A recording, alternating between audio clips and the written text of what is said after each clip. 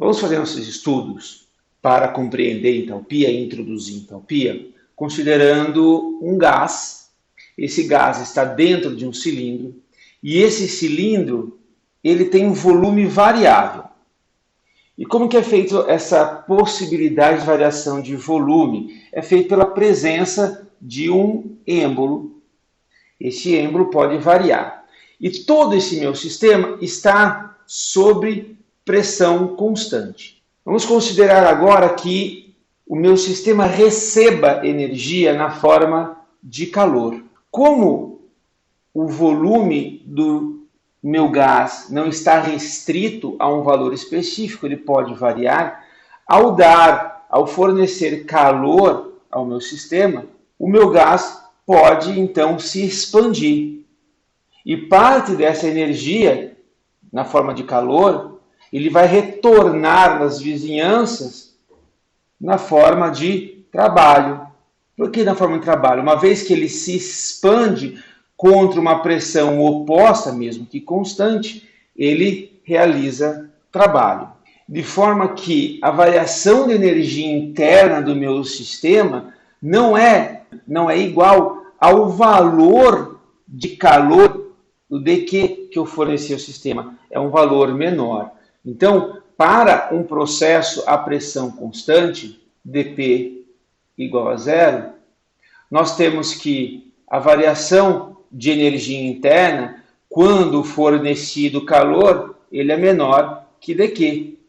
Porque parte da energia interna retorna às vizinhanças na forma de trabalho.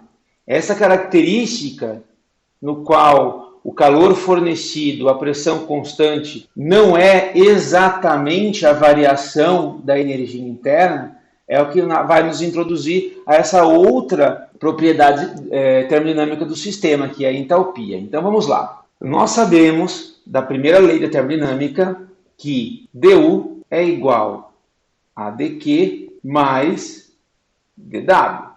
Lembremos que a variação infinitesimal de energia interna durante um processo pode ocorrer mediante calor e mediante trabalho. Nesse caso, ele recebeu calor e devolveu parte desse calor que foi para o meu sistema na forma de trabalho. Sendo então, dU é igual a dQ menos PdV. É um trabalho, ok? De expansão. Uma vez que P é constante, nós podemos integrar esta expressão entre dois estados, estado inicial e estado final, considerando qual seja eles, de 1 a 2, dU, que é igual à integral de 1 a 2 dQ, mais, menos, a integral de 1 a 2 P dV. Aqui nós temos que o 2 menos energia interna estado inicial, calor a pressão constante, veja que eu não posso colocar ΔQ,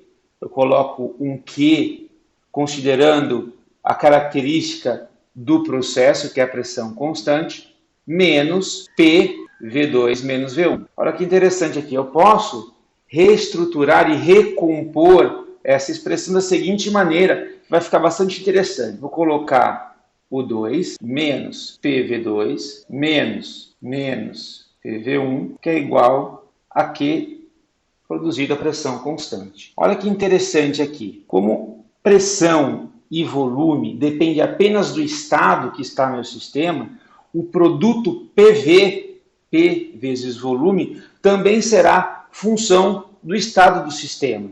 De maneira, então, que U mais PV pode se combinar como variáveis de estado. E em si, nós vamos considerar isso como uma nova função de estado, chamada de H, ou entalpia. E definimos, então, H como sendo U mais PV. O H, então, é conhecido como a entalpia do sistema. Ela é uma propriedade também de estado, uma propriedade extensiva.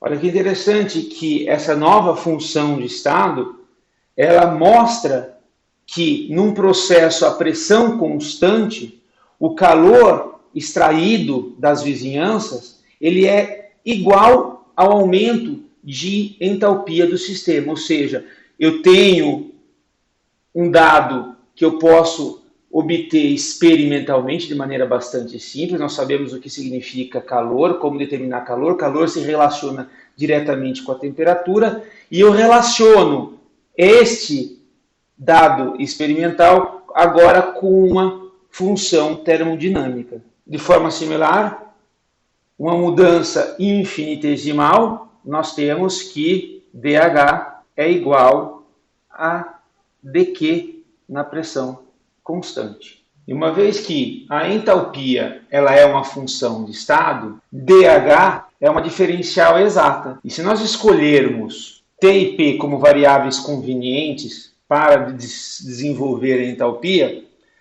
vamos então escrever a diferencial total como sendo, vamos lá, H como função de pressão e temperatura.